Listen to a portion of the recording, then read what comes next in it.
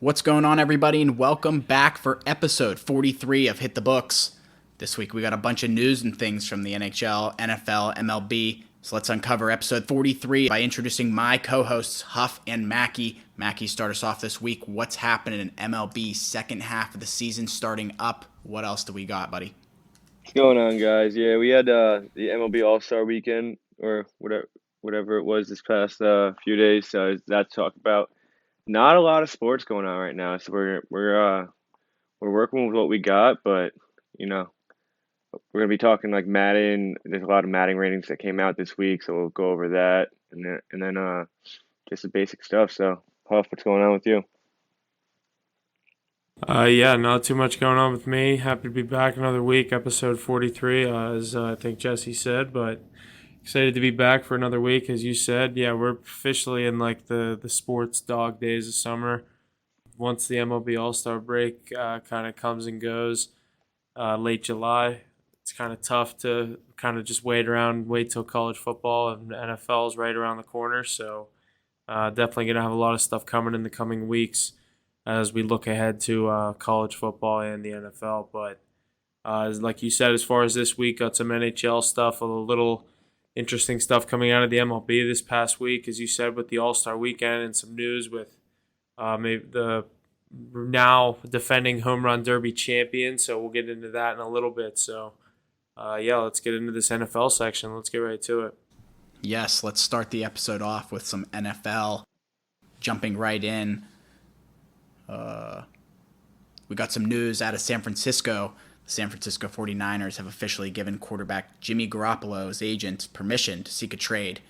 Jimmy G has been cleared to start practicing as well, so possibly some big moves for him out of San Francisco. What do we think? So supposedly the teams that are interested in him are Seattle, which is in the division, and I've already heard that that's not an option. The 49ers are not going to trade him in the division. The other one was the Texans, I think, but they said if the deal was going to get done with the Texans, it would have already gotten done. So I don't know if that was something that kind of had a deadline for one of the teams to maybe come to an agreement with one of another. But it's kind of interesting that they're putting it in the kind of, I guess, his agent's position to go seek the trade. I always feel like that's kind of interesting when they do that, but in the end of the day, the GM still has to, put the final agreement on it. So it'll be interesting to see what happens to this. Obviously, the 49ers are looking at their future with Trey Lance under center, so we'll see what they can do. Yeah, I mean, I think we all saw this coming. I could just see him going like a shitty team, having a very mediocre year with a bad team, and just kind of falling off the face of the earth, to be honest. He's one of those quarterbacks who's been carried in his career, so I think he's gonna go to a shitty team and get exposed, and I don't know. That's pretty much it. I saw someone say, "What if he goes to Tampa Bay and backs up Tom again?" I think he would retire. Yeah, that'd be so funny. Yeah, but I think he could be a starter, maybe a low grade starter in this league, but I don't know. I feel like a Yeah, Tex. put it this way: like he's not top 15, but there's not 30 guys that I'd rather have over him Yeah, right okay, now. yeah, exactly. He's good enough to be a starting quarterback. I think Texans are a great spot for him, to be honest. Yeah, Just for him to stay in a starting spot. that division's so wide open with how unproven that new Colts team is. With Matt Ryan, and obviously the Titans are losing their star receiver. They're kind of losing guys all over the field. Obviously, they still have King Henry in the backfield and Tannehill. So, uh, and then Jacksonville, who knows what's going to happen with Trevor Lawrence with his first year without a full year without Urban Meyer. So we'll see if he can reach his full potential. So that would be a nice little destination for him. The AFC South, it's kind of like I said, a wide open division. Not really wide open, kind of more two teams favored at the top, and then the drop off for the Texans and Jags, but definitely would be an interesting landing spot. Obviously, he has the experience, never winning the Super Bowl, but has gotten there, has been on some really good teams, and definitely has a lot of playoff experience. So he can add to a team. Like I said, I don't think there's definitely not 30 other guys that are better than him right now. So I think he'll find his spot. Yeah, I agree. Hopefully he does for his sake.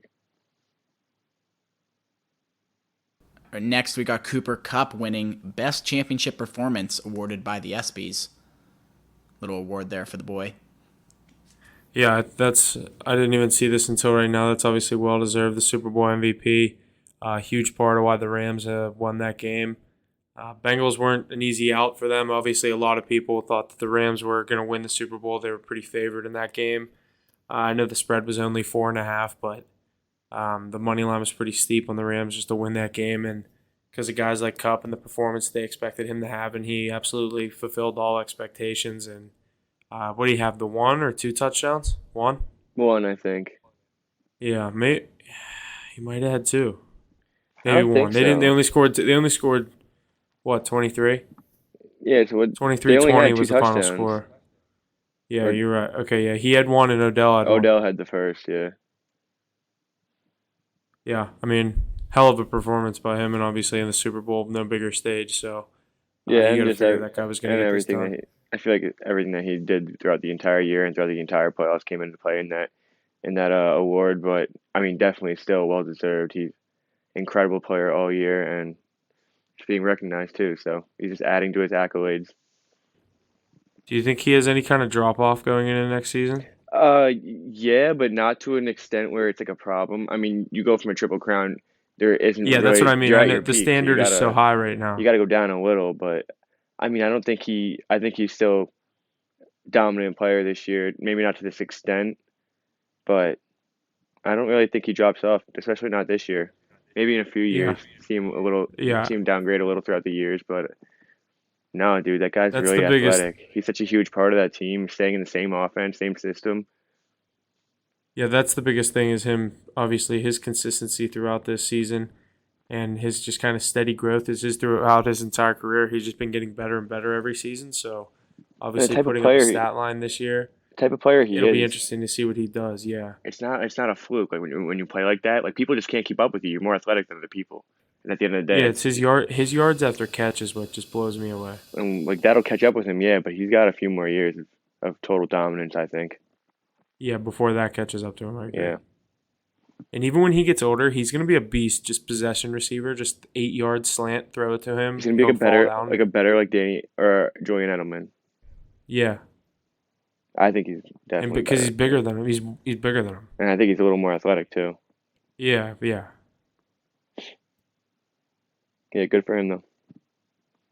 Well deserved.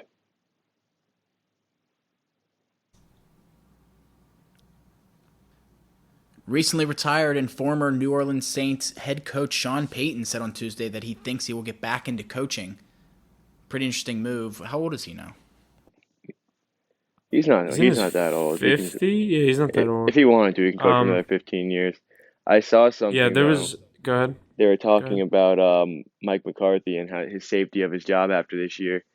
And they were saying like it's kind of a joke, but even on ESPN they said, or on SportsCenter they said that they were like, what does he have to do to keep this job for the following year? And the guy said, ask Sean Payton not to come back because I mean I guess he wants to go. They're talking about him going to the Cowboys, but Sean Payton's an incredible coach, so I hope to see him back. He shouldn't have retired this early.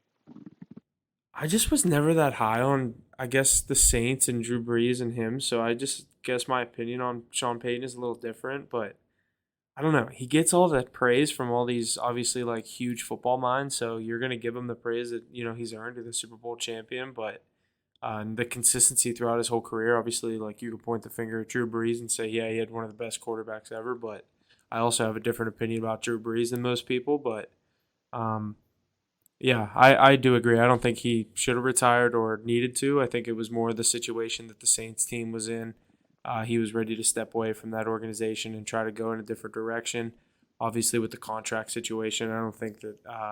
I think it's kind of a situation where you see like these players kind of threatening retirement to get out of a contract or sit out the year to get out of a contract, and I think that's what you're going to see with Sean Payton here, maybe in the next year or so. Him come back to a team like you said.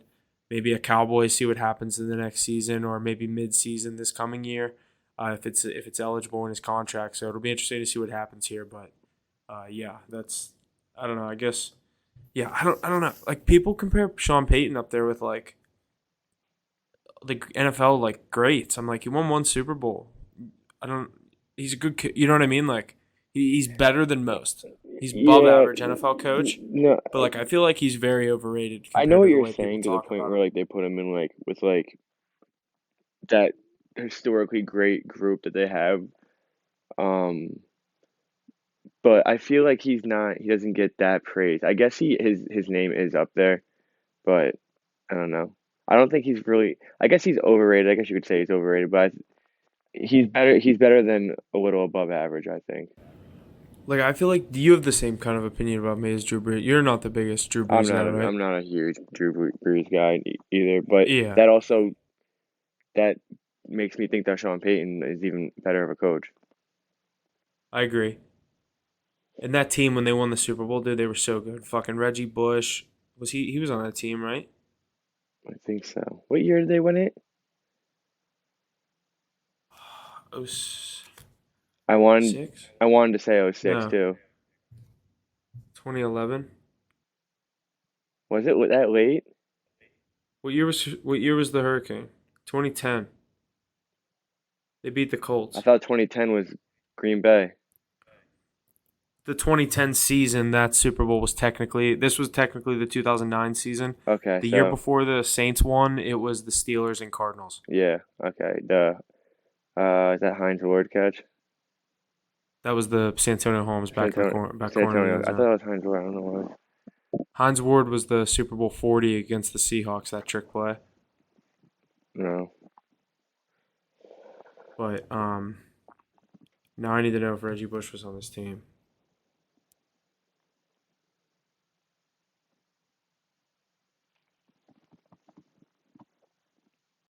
Yeah, Reggie Bush was on that team. That team is loaded. That team Yeah, is loaded. that team was definitely loaded. You know, he got his Super Bowl. I guess it makes his legacy a little like that much better. So if he doesn't have that, you're completely different conversation. Yeah, and they beat a pretty stacked Peyton Manning led Indianapolis Colts team. Peyton Manning only had one Super or two Super Bowls.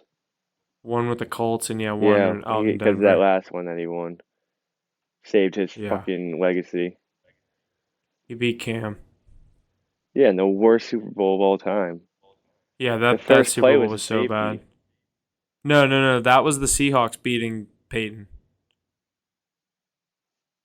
So what was When the Seahawks beat the Broncos, the like first play of the 43 game to was a 8, right? safety, and then they punted them the ball, and then they got a turnover and scored, and then they threw like a pick six. It was literally like 18-0 before they could even think Yeah, about it. it finished like 43 to 8, right? Yeah, 43 to So 8 was the final that score. Panthers game it was like 16-13 maybe. I feel like it was Um, all defense. Didn't Von Miller win MVP? yeah, Yeah, it was like all defense. I'm looking it up right now. 24-10 Broncos won. 24-10, yeah. Maybe Yeah, I just remember Cam. They couldn't do anything. well, that was when Cam was like 14-2, right? Yeah, that high-powered offense of Carolina just got shut It down. was just Cam not knowing what to That do in the Denver, Super Bowl. yeah, that Denver defense was too good. Yeah, definitely. Cam felt the pressure. Von Miller was so fucking good that year.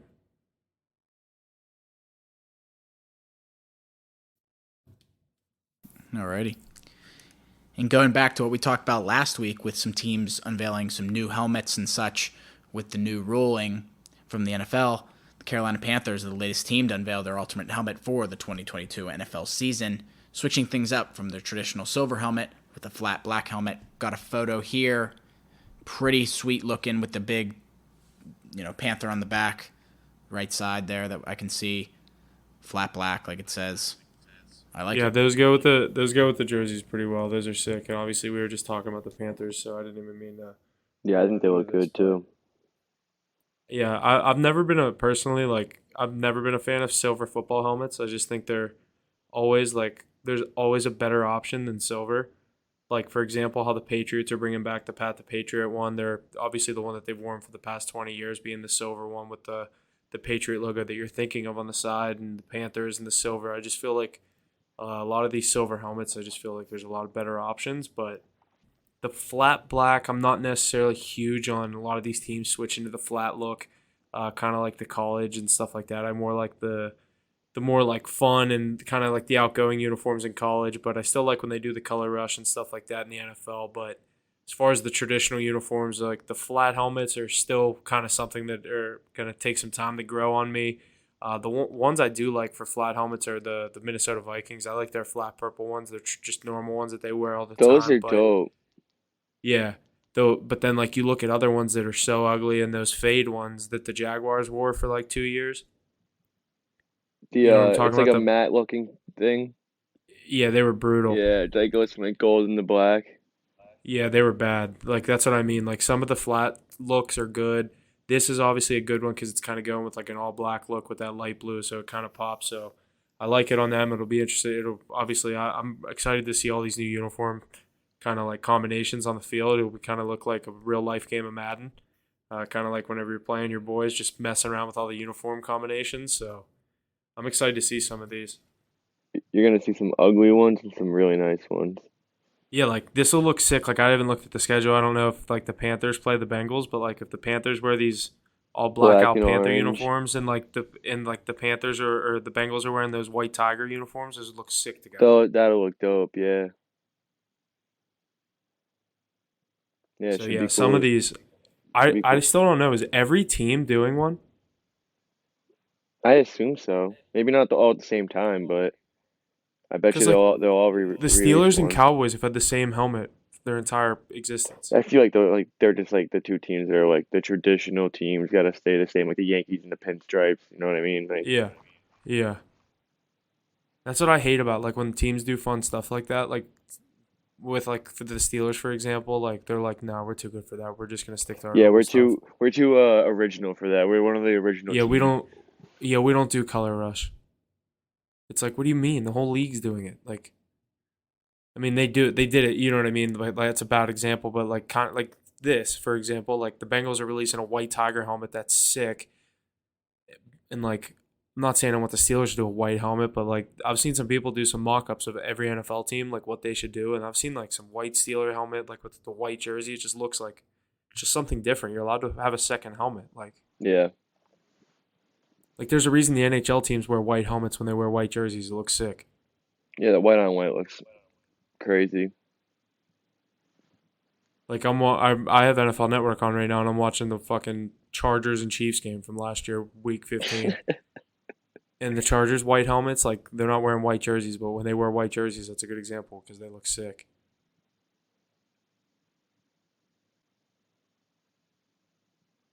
Yeah, I'm trying to think of any of the other teams that I'm like trying to think that I'm like that haven't announced something yet that I'm like these are gonna look sick. Like I think the Cardinals said they're gonna do like a black helmet. Am I correct on that? Yeah, but I I think feel like it's that's something similar. we've seen before. Not Yeah, that I we think have we seen, but I have. feel like it's like I don't know. Not that. What are some teams that would be like sick?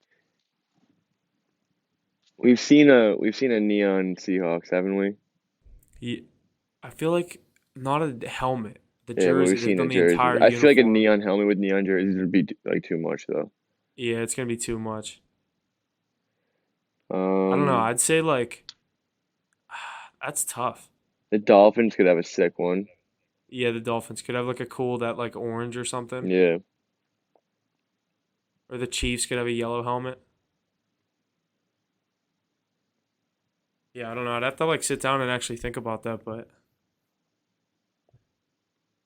as these come out, we'll definitely keep going over them because these are pretty sweet. Like I said, it's gonna look like a real life game of Madden out there. Yeah, yeah, they are pretty should cool. be fun to watch. Absolutely. A little transition NFL gambling statistic from the last season. If you would have bet every underdog money line in the regular season and postseason last year, based on $100 units, you'd be up $2,534. That's crazy. That's wild. You know what I'm thinking about? Like first week, that's probably so profitable because teams are like they're so hard to read before the season actually starts. So there's probably so many wrong favorites in that week one. See, I actually think this trend got more profitable towards the end of the season last year. You think all those You big think wins so? towards the end of the season? Like, think about the playoffs. Like, that means like every underdog. So that means you had the 49ers over the Cowboys. That wasn't huge, but that was a You had big the one in the Bengals playoffs. over the Chiefs. You had the Bengals riding every game in the playoffs. You had some crazy odds on the Bengals all throughout the I feel playoffs. like You know what I mean? it's honestly probably pretty even throughout the entire season. Maybe a little Yeah. more heavy in the beginning and the end, but like Yeah, I think through the thick of the middle of the season, I think it gets pretty heavy on the favorites when they get rolling. But I think, like you said, it kind of you start out pretty profitable. You might see a little dip, but I think the playoffs is run by underdog money lines. Because usually yeah, one of the dogs makes it all the way to the NFC or AFC championship, and usually the divisional round they're plus 250 or more. yeah, you're right. Think Like about what like were the Jacksonville Bengals? We beating had Buffalo when they were 14.5 point underdogs. That's what I mean. Like, The money line had to be like over 1,000. yeah. Or like you think about the last game of the season when all the Colts had to do was beat Jacksonville and they were in the playoffs. Jacksonville was like a plus 800 money line that game. Yeah, see, like you would lose so many weeks, but then you'd have those weeks where it's just incredibly profitable. Yeah, you'd win like $2,000 in 1 week, but then you'd lose $1,000 the next week, and Yeah, then you'd end up $2,500 up. It'd be it's so crazy. stressful. I could never do that. Yeah, I could never follow a trend like that. Just gamble.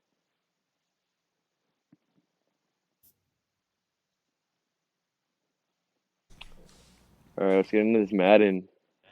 Yeah, let's roll into this Madden stuff. I didn't realize that was what was next. Yeah, lots of good stuff. Madden releasing their player rankings for each position here, the top tens. Huff, you want to roll through these?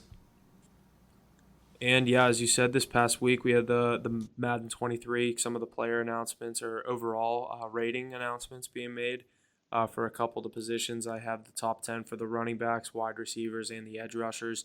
I believe they're announcing some of the other positions kind of day by day as they go. Still don't know who's on the official normal Madden 23 cover. Obviously, John Madden's on the Madden edition for this year, but still no official announcement on who's on the normal cover. But we'll get right into these top 10 running backs based on their overall ranking. I'm going to go 10 to 1. So, number 10, we have Ezekiel Elliott at an 88 overall. Tied with him at number 9, we have Austin Eckler. Right above them at Aaron Jones at an 89, we have Aaron Jones sitting at number 8 at an 89 overall. Number 7, Alvin Kamara sitting at a 90. Joe Mixon, the Cincinnati Bengals, 93 overall at number 6. And then we head to Dalvin Cook at number 5 and 94 overall. Jonathan Taylor, 95, sitting at number 4. Christian McCaffrey right above him at a 96, sitting at number 3. Tied with Nick Chubb of the Cleveland Browns, who's also sitting at a 96. And number 1, pretty kind of expected, Derrick Henry sitting at a 97. So this top 10 running backs, I can't really think of anyone jumping off the page at me that's kind of got snubbed from this. These overalls are kind of from the 7 to 10, obviously kind of based by 2 rating or a 2 overall rating. Not too many guys. I think they got this list right, in my opinion. I think I'd like to see Dalvin Cook higher than Jonathan Taylor. yeah, I like to see. I don't understand why McCaffrey. I mean, I understand why he's that high, but I don't think he should be that high because he hasn't really played, dude. Like 2 years in a He row. McCaffrey's the definition of a Madden player. Like he's the most fun player to play with on Madden because obviously, like, injuries aside, he's just Of how shifting around. They agile make he him, is, yeah. yeah. You throw it to him out of the backfield. You can use him in so many ways in Madden, and him to get a 96 overall, like, just his play style and like the one obviously, like, I think Chubb has been like, believe me, he's a really good running back, but like in Madden terms, a 96 overall, like, I don't know. That's He has crazy, a really dude. good, yeah. I don't know. I was gonna say I don't think it should be 2. In my opinion, I'd go just overalls aside. I think it should go Derrick Henry, McCaffrey, maybe Chubb, Dalvin Cook, Jonathan Taylor. I'm cool with the whole 6 through 10. I like the 1 through 5. I think they got it right. But I'm just not a big fan of the yeah, order. I'd like to see Cook up a little higher. I think he's better than Jonathan Taylor right now. you think so? See, I'm a I think it should be Derrick Henry, Jonathan Taylor, Dalvin Cook, McCaffrey, Chubb. Chubb at 5. Yeah, You're saying Chubb at dude. 5? Yeah. Yeah, yeah, just because, like, not, it's crazy to say, but yeah, to be honest. Yeah, Look at it's a the, look, different. It's look at the other totally four different guys. than saying. It's totally different than saying who are the top 5 running backs in the NFL. We're talking Madden. Yeah. So obviously Henry's not even an argument. He's going to be the number one, whether we're talking top running backs in the NFL or in Madden. So him sitting at 1, that's pretty untouchable. But yeah, I, I I'm going to agree with you. I think I like Cook more. His play style, I think, for the video game, I'm thinking more like the play style of like who you want to play with in the game. I know Jonathan Taylor was a beast. I don't know. I think either of these guys, obviously sitting at 95 and 94 overall, like they're obviously 1 overall apart. That comes down to like 3 speed and a couple agile points. So it's Yeah. like they're the same player. So really, it's just like pick who you want. But yeah, I think I'm with you. I don't know why that Nick Chubb continuously is getting above a 95 overall in Madden. I just feel like don't get me wrong, he's a great running back, but He's a 94. what has he done that's been better than these other guys? Jonathan Taylor he just had the most rushing yards in the season. You can give him that accolade. Dalvin Cook, I feel like he makes that Vikings team, that offense at least, so much better with having him in the backfield. Yeah. Like, I don't know. I don't. Like even like you look at the other side, like Joe Mixon, like what he means to that Bengals team, or like the threat that he took off of Joe Burrow in the rushing game. Like, not saying he's going to sneak into that top 5, but like to talk about running backs that just improve things. So Yeah, he's not far off. Yeah, exactly. I So also I mean that's obviously why he's sitting right there at 6. I also don't know about Zeke at 10. I don't know. I just don't know who I would put in for him. Yeah, I'm trying to think of like Dude, Zeke Najee's is not there not. yet. Nah, Najee's not there yet. But Zeke is Najee's not probably. it anymore, man. I didn't see Najee's overall, but I bet he's sitting right there at an 86. Probably 85, 86. Yeah, he's a fan favorite too. So he gets a little lean. Like when they're sitting there, they're like, "All right, I got him in an 84. I got him in 85. I got him in 86." They're like, "All right, let's go 85, 86. Who has more?" They're like, "All right, give him an 86." Like certain guys, just like I feel like they get the lean on some of the overall points from the ratings players or from the rating givers. But Yeah. I'm trying to think of other guys that would be kind of rounding out that top 10. Yeah, I've been thinking. Like not Dude, like no one Saquon, like yeah, like where's Saquon? but he hasn't been healthy. But you could say that for McCaffrey too. He's gonna be 11. Josh Jacobs. He's definitely right outside there too. 100%. I know there's someone else that we're forgetting. I'm drawing a blank right now. I'm going team through team. And then you start to get to like guys like Javonte Williams, guys that aren't really like proven yet with like Denver. I think Eckler's on I think here. Josh Jacobs is 11. He's got to be. Yeah. And Jacobs. I think he's better than Zeke, to be honest. Yeah. Especially with the past 2 years that Zeke's had. Yeah. Zeke's another one. He's a fan favorite and like he sells jerseys, so like Madden puts him in these top 10 ratings. Yeah, exactly. He sells jerseys. But yeah, so we'll get into some of these. The top 10 wide receivers, I'll do the same thing, 10 to 1. Number 10, Amari Cooper, 90 overall. Number 9, Keenan Allen, 91 overall, tied with number 8, Terry McLaurin, 91. Number 7, Mike Evans, 92 overall. Number 6, Justin Jefferson sitting at a 93 overall. Number 5, Stephon Diggs, 95 overall. DeAndre Hopkins, 96 overall, sitting at number 4. Tyreek Hill sitting at number 3 at 97 overall. Cooper Kupp at a 98 overall, sitting at number 2. And number 1 overall, Devontae Adams, a member of the 99 club this year, getting the 99 overall, sitting at number 1. I like these ratings, but I do think Cooper Kupp should be a 99. I said the same thing. Kupp should be a 99. They I don't both should want be to. 99s. Here's the thing: I don't think you should have two wide receivers be a 99, and I do think Devontae Adams should be a 99. But Cup, Cup just won the Triple Crown, dude. Give him the 99. Yeah, if anything, this is the one thing where I was going to say, like, it's very different in real life. Who's the better receiver? Who's the better, like, who's going to get the better nod in the video game?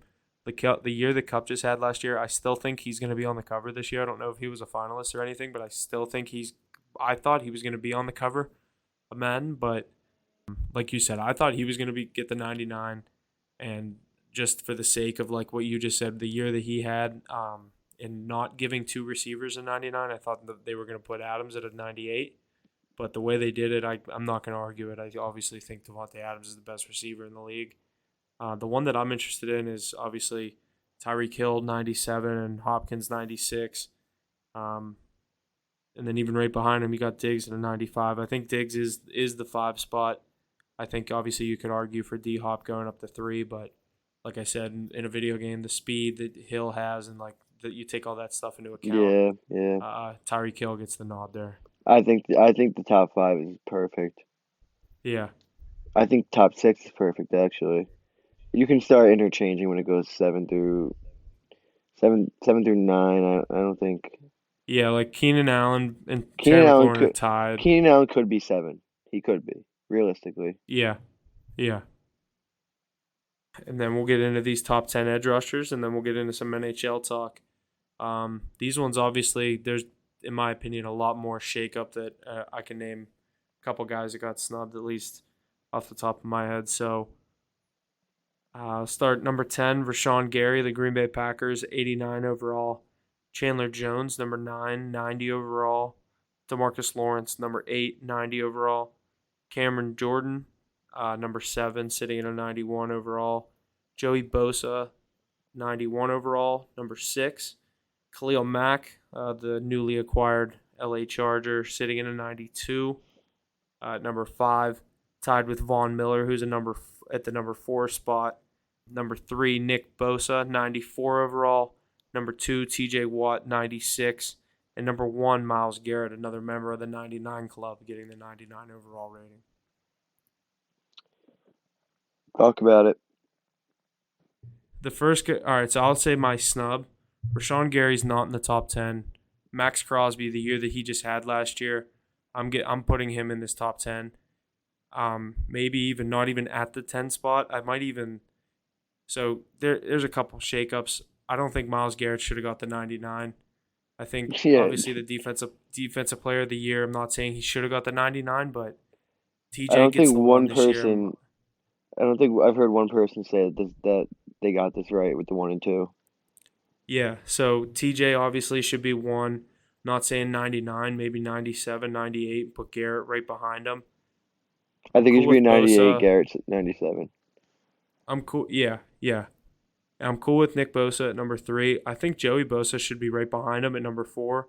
Then you go Von Miller at 5. Khalil Mack 6. I'm not the biggest Cam Jordan fan, but he's going to be sitting right there. Actually, no, that's probably where I'm sliding Chandler Jones. It's up to number 6 or 7. I think Chandler Jones should be about a 94. I think he got snubbed just getting into the 90s. And then, like I said, Max Crosby to round out that top 10. Yeah. I don't know who's so high on Rashawn Gary or what he did in the past 2 years, but like, I mean, in like an 89 isn't that crazy, but like that's what makes me think like Crosby has to be at an 88, right? Like he could even be an 89. Yeah, true.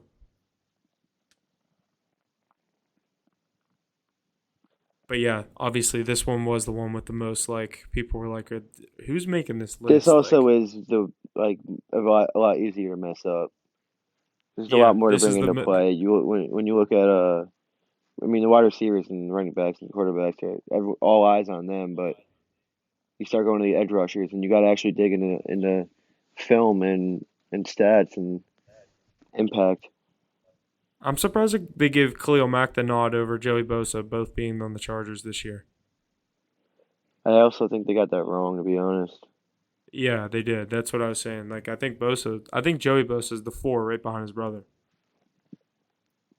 Ahead of Von I Miller. think it goes.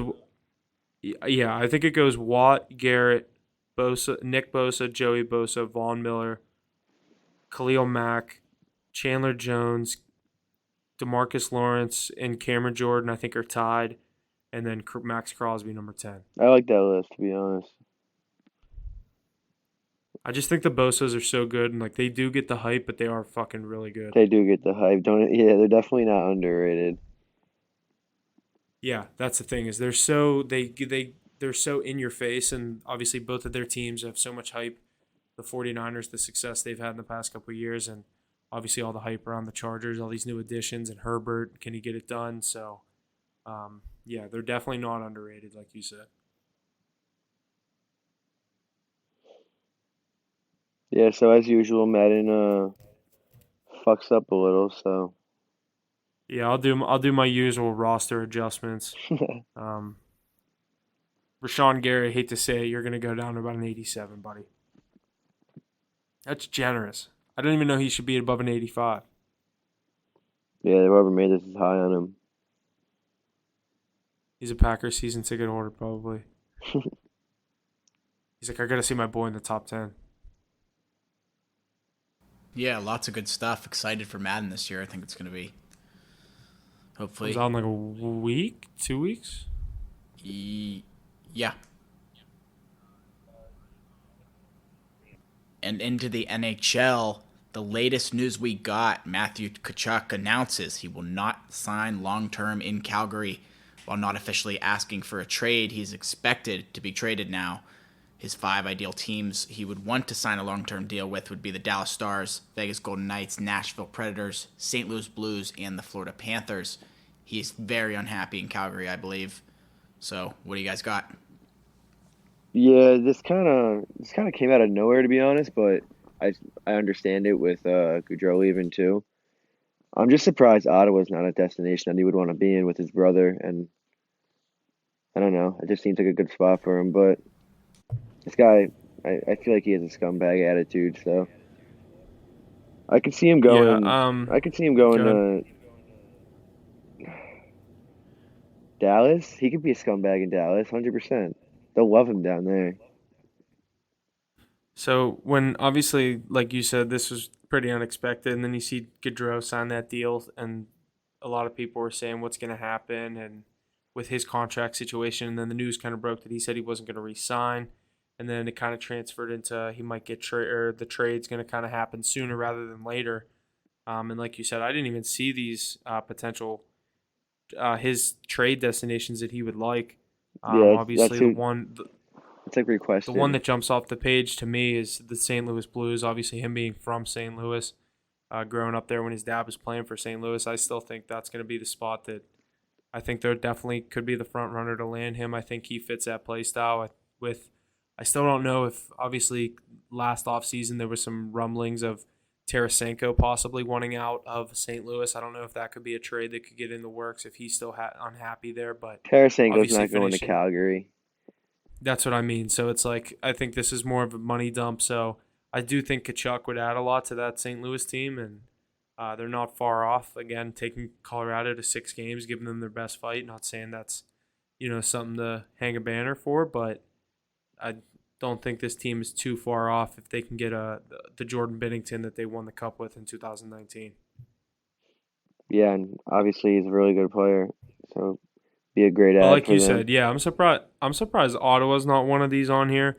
He is a scumbag, so like Maybe Vegas, you knew Vegas was going to be on there. maybe that means Yeah, that Kachuk's gonna or Brady's gonna, go home too. yeah, maybe they meet up in St. Louis. But I don't know. Brady has a life down over there in Ottawa. He runs that team, Yeah, he's the and they're man. building Him and something. They're cooking something up right now. So yeah, and there's some rumblings apparently like they're in the talks to get a new stadium in like downtown Ottawa. So I guess that's maybe people are talking about is that why they're kind of making all these signings and making all these splashes in the free agent market to try to get a better team to well, possibly get a new rink in the future. So how many years do you go think ahead. Brady has on his contract? When did he get? How many years has he been there? 2 or 3? I want to say 3. Did he play in the bubble? Like, I know there was playoffs. Did he play that year? I'm not sure. I think Because he's that was in now '98. 3 seasons ago. So he's a year older than me. I think he's in '98. Yeah. He probably has a year or two left. So I think he'll play that out in Ottawa, and if they get something going, he'll stay. But if they're still shit in 2 years, Yeah, he'll probably be a restricted free agent, or I don't yeah. know the Well, exact Kachuk, that's what rulings with Matthew that, is but right now too. He's restricted. yeah, yeah. I think St. Louis would be a good fit for him, but you look at a team like Vegas with Jack Eichel and Stone, and a team that is not too far off from a cup run themselves, and trying to figure things out with a new head coach like Bruce Cassidy, that couldn't be too bad of a landing spot for him either. Yeah, what a signing, by the way, Bruce Cassidy in Vegas.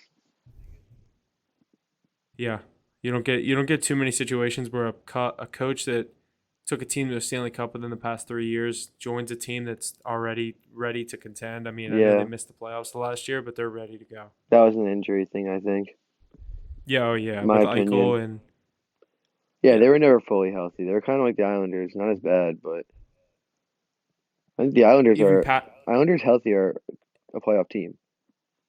yeah, even Pacioretty missed time last year, and they were banged up all last year. So I think a year with a healthy Vegas team, it's going to be very exciting to see what the Cassidy can do, and obviously if they get a guy like Kachuk, you got to look out for this Vegas team. Yeah, definitely.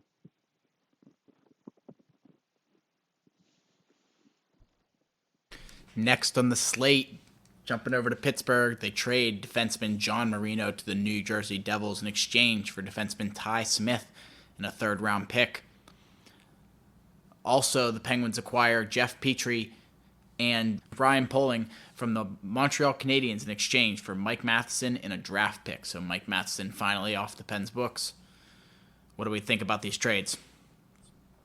Yeah, two kind of money moves with I said whenever this trade broke with Marino.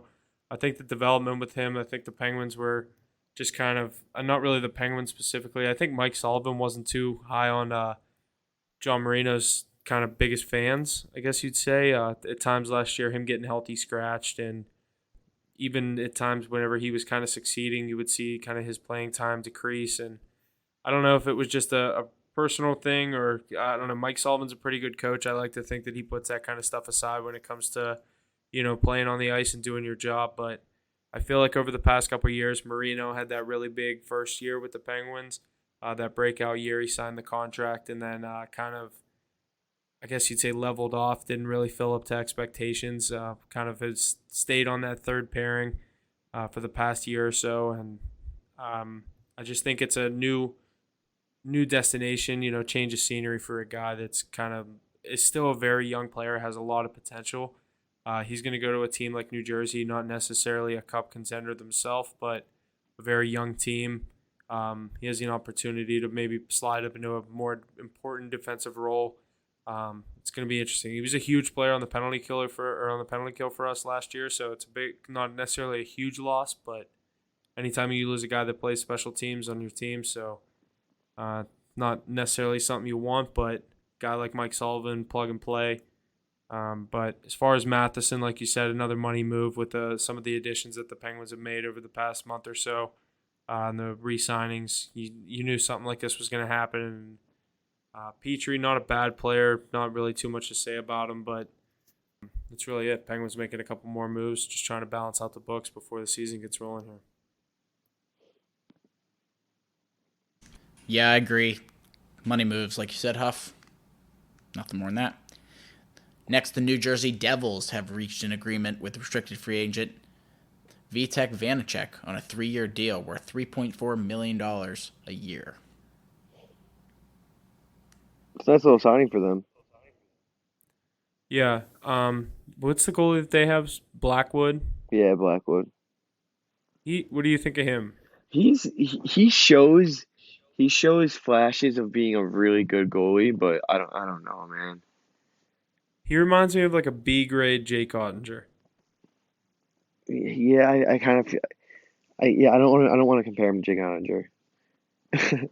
He's not. Jake They're just Ottinger is like a very good goaltender. He's gonna have a very good that's what I career. mean. He's just like I don't know, that it's just like that frame. Like they're both like pretty big goalies, and I know a lot of the goalies in the NHL now are getting pretty large, but like you said, yeah, Ottinger's a stud right now, or the past season, and obviously the Dude, playoff I've series he had against.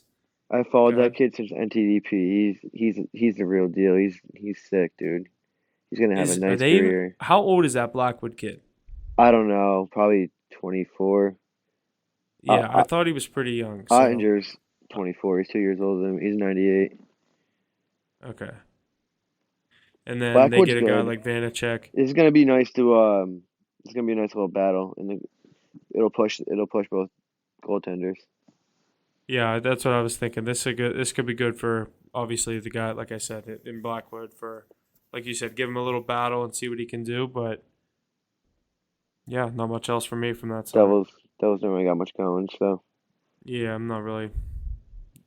There's no team in the NHL I'm less interested in than the New Jersey Devils. perfect way to say it. They also, speaking of the Devils, that I didn't write down actually, they just signed Palat off the Lightning.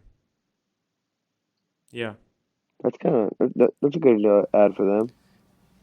yeah, they did get obviously there was huge talks all playoffs that they weren't really going to be able to come to terms with him and the player that he's been for them the past 2 years in those cup runs and getting to the cup this year. You knew he was going to get the big money. I think it's a 5-year deal. I don't remember the exact money. I remember it being a 5-year deal though in New Jersey. Sucks for him, but good for the Devils. Yeah, good for the Devils. And with that, I got a little stat. The Buffalo Sabres and the Columbus Blue Jackets have the youngest team in the NHL for the upcoming 2022-2023 season. The age sitting there at 25.9 years old, average age. Feels low. Yeah, that is low. Like, I don't ever remember hearing it be that low. I don't know. I can't really like. I saw people say the Penguins' average age is like 30 something, and they're like freaking out. But it's like, dude, when certain teams are in certain situations, like you're not just gonna unload guys because they're old. Like, I mean, older. Like you still have your young guys. Like it's obviously your role players are gonna be younger. Like you have your speed in certain parts of your lineup. Like certain people look at like the lineup age and they're like, oh yeah, this team's gonna win the cup. It's sitting at this average age. Like that's where you want to be.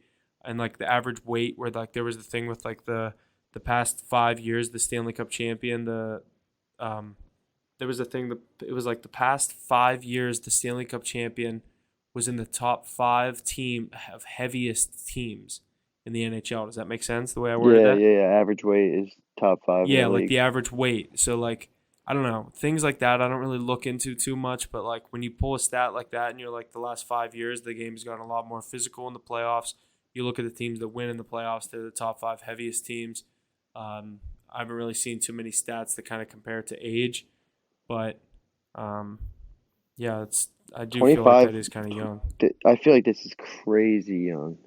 Because the Yeah, NHL in general is just it's a league you usually enter at a later age. You know what I mean? Like yeah, you don't really yeah, enter until most guys don't enter until they're in their 20s at least. yeah, like 23. Yeah, like 22, 23 years old is when usually, unless you're a stud. But I don't know. I feel like that's very low age. Yeah. Alrighty, with that, we transition into the MLB now. First up, the Washington Nationals are open to hearing trade offers for Juan Soto after the Star turned down a 15-year, $440 million offer that would have been the largest contract in MLB history, according to a report at The Athletic. That's pretty crazy. I heard about this, but who's picking him up? I've heard a couple things about. Who did I hear? Where do you guys think Juan Soto is going to end up? First off, him in the stage of his MLB career being so young, he's 23 years old, to deny $440 million at the age of 23, that is, I mean, my age, I cannot imagine being in that situation. Obviously, this guy knows that he has a bigger deal coming perhaps somewhere or a better location. I think in his situation, he's just not happy in DC with the state of the Nationals. Obviously, already winning a World Series in his young MLB career. A very sought-after player, as we'll see some of these trade destinations that I've seen on the Score app. But I'll get right into him. But Mackie, what do you think? Obviously, hearing that news. I don't know. I don't really know what to think of it. I mean, obviously, Nationals are awful this year, and the MLB is a league that usually ships off all their good players at like the deadline, teams that can compete, and then he'll sign his deal after that. But I don't. He's worth it. He's 23 years old. He's one of the best hitters in the league.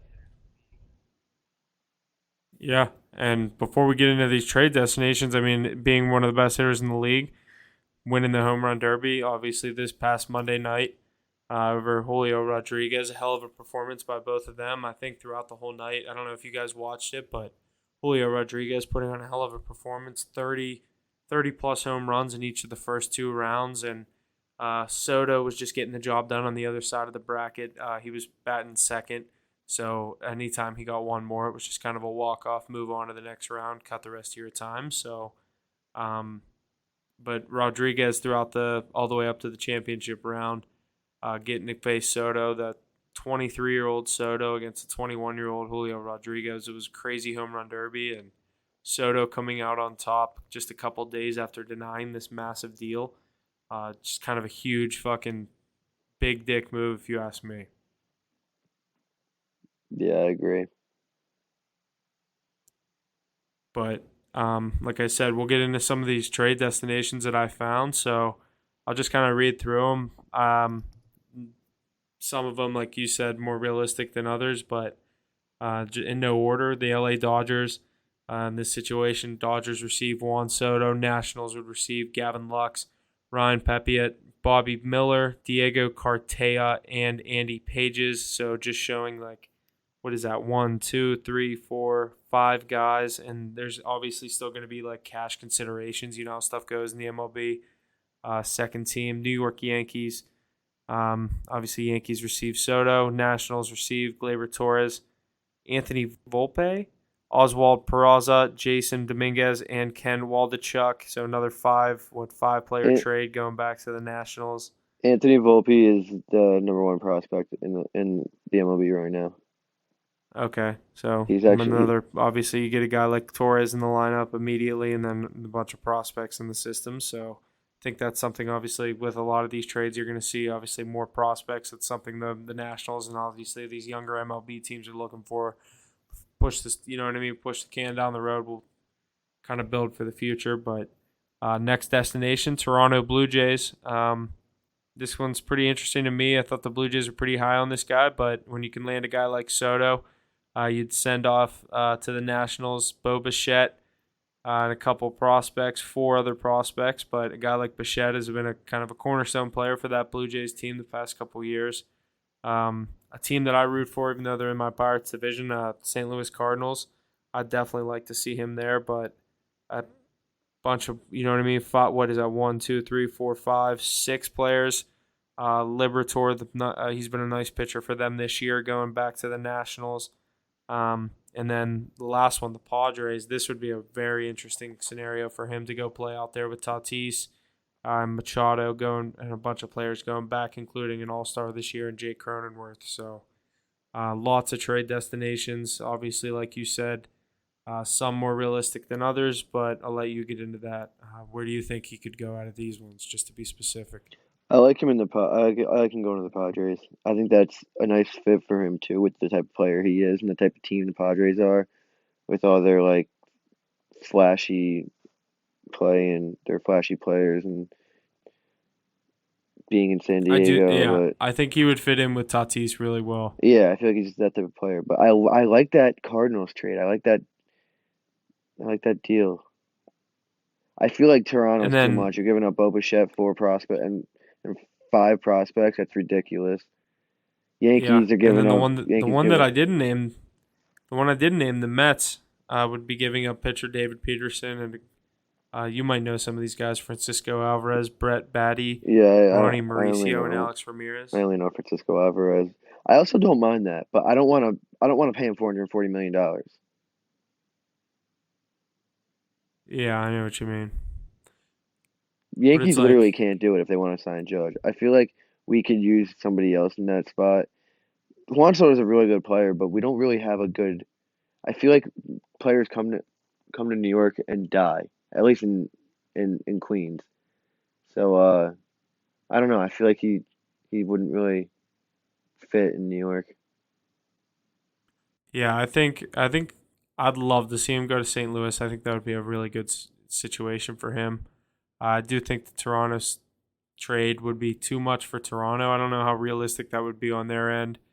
Um, and then the Dodgers are in play for everyone, so he'll probably go to LA.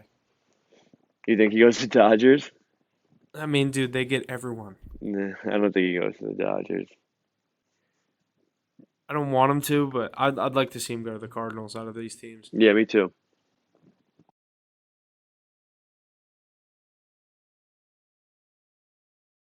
And with all this talk about Juan Soto, he wins the home run derby over 21-year-old Seattle Mariners rising star Julio Rodriguez. I kind of already ripped in through this. I thought you did. Did you say the American League won and everything?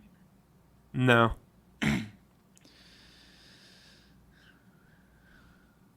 And with that, the American League wins the 2022 MLB All-Star Game by a score of 3-2.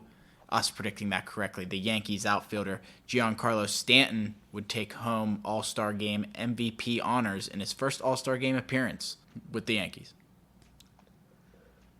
Yeah, so like you said, Stanton hitting the 2-run shot. I think it was the 4th or 5th inning that sparked that comeback, and then they go back-to-back. Byron Buxton comes up right after the 2-run shot by Stanton that tied the game, hits a solo shot, make it 3-2. And as you said, final score 3-2. No one scored after that. AL wins. We had the AL money line. That was a nice little hit for us on, what was that, Tuesday night. So, yeah, not much else to say. AL now has won, 9 straight? Something like that, yeah. Low scoring game again. Yeah, a lot of people, obviously, every All-Star game, they're like, bet the over, bet the over, bet the over. Yeah, but And I looked at the bets, and at least on CBS, it was like 61% under. So I was like, all right, well, it's not a trap. Might as well do it. And I did it, yeah, and I was wrong. the Nerfy didn't hit because the NL scored in the first inning. Yeah, I was actually gonna bet your fee too, but I don't know. I feel Yeah, I like was like, it's betting the it. All-Star game. If anything, I think they score in the first inning. Yeah, you see Shohei Ohtani, first pitch swinging. Yeah, He said first yeah. pitch. He said he. He said first pitch I see, I'm swinging. I was gonna say they showed that interview of him. That was pretty cool.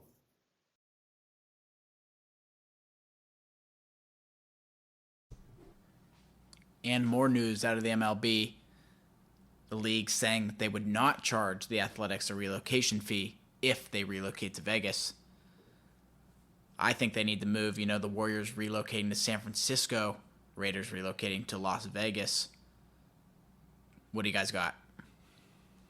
I think this is a situation that looks at. They've been kind of having so many mock-ups of a new stadium for the past like 10 years, and they're just not going to get it because one, the team isn't good, and obviously the product on the field, and with the MLB, the salary cap, you have to, what you pay is what you get in a lot of situations with the MLB and some of these teams, and a team like the Oakland A's has just been kind of mediocre the past who knows how many years. I can't even really name a time in my lifetime where I remember them being like a serious threat. I could be wrong. I'm just blanking on a couple years, but they've had some players that have been really nice. But a team that I think, And they lose him. yeah, I think a relocation just would be good for this team. But I I heard. also understand the city of Oakland kind of keeping one of their teams, but they're never going to get a new stadium there. That stadium's a dump. They need to get out of there, in my opinion. I heard that owner's a piece of shit and doesn't want to spend any money into the team. And I heard like fans. I could be wrong here, but this is what I remember seeing somewhere. the fans are like boycotting and everything because he's such a. Yeah, I they're mean, just dude, who they had in. Matt Chapman, Mark Hanna. Like you had good players, and you just ship them off every single year you get them. They weren't bad last year. I think they made the playoffs. They Yeah, were in a wild card game. they've always had some nice pitchers that have come through their system too, and they just always get sent away. Yeah, I don't know. Maybe I think they need to get out of Oakland. We've seen every other Yeah, team do it. So they'll get a sick stadium in Vegas. yeah, and it's gonna bring in so much more money for the NFL. That's why they aren't gonna charge them for relocating. Yeah.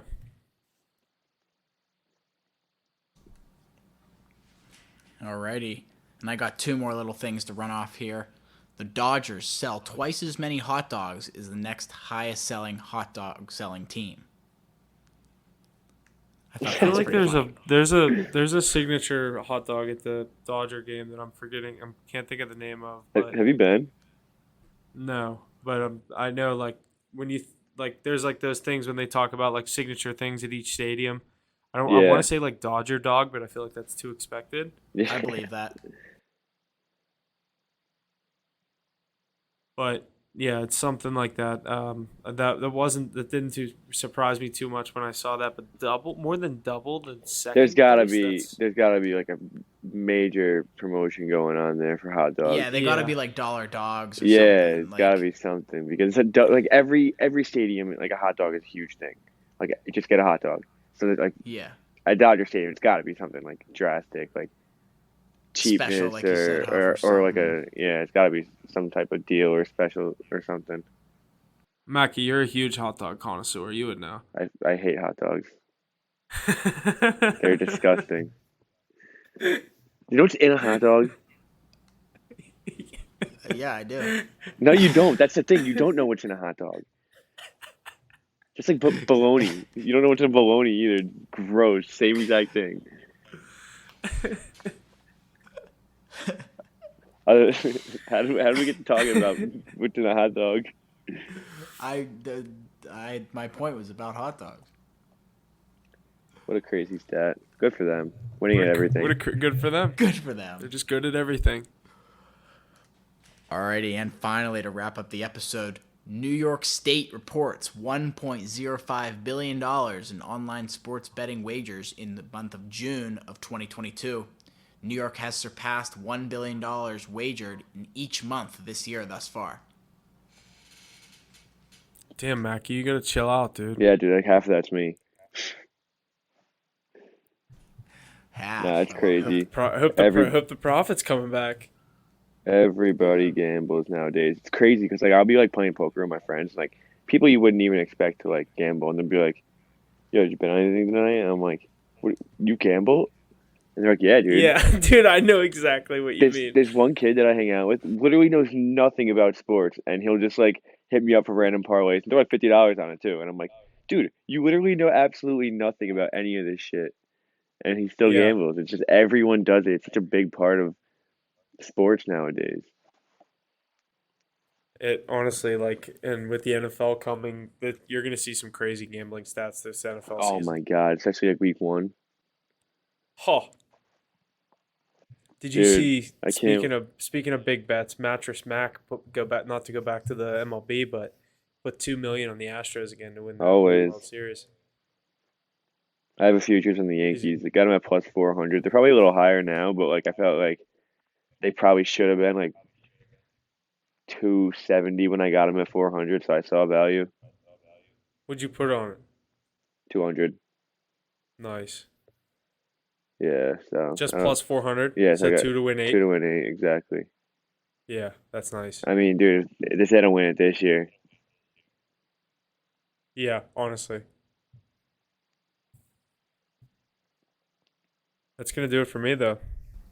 A little bit of a shorter episode. Not too much NBA stuff. But Mackie, what were you saying? Go ahead. Do we have a countdown to NFL season? What is it, 49 days? Yeah, 7 weeks. 7 Literally. episodes. when this episode airs, is this coming out tomorrow, Jess? Thursday? Yes, this will be out Thursday. 7 weeks 7 to the weeks. NFL regular season. 6 more episodes without it. That's the countdown I needed. 6 more episodes. Well, we kind of got until the we NFL got, season. We got preseason 3 weeks prior, so Yeah, and college football a week before that. yeah. Or not before preseason, a week Week before the actual NFL season. Yeah. 5 weeks without. It's right around the college corner, football. boys. We're almost there. We have not much to talk about right now. We're talking about Madden ratings in the middle of the summer, but We're getting through the home we're stretch working of this. with what we have. The NFL's coming. Stick with us. Show us the love on the Instagram, TikTok, Twitter, all that good stuff. See you guys next week. Thanks for listening. Yeah. Great week again. Thank you, boys. See you guys next week. And that's going to do it for us this week on Hit the Books podcast. Thank you for all the support week in and week out. Please be sure to share and check out our various social media platforms and check out our website. All the info is located in our link tree in the description below. And always remember to hit the books. Gambling problem, call 1-800-GAMBLER.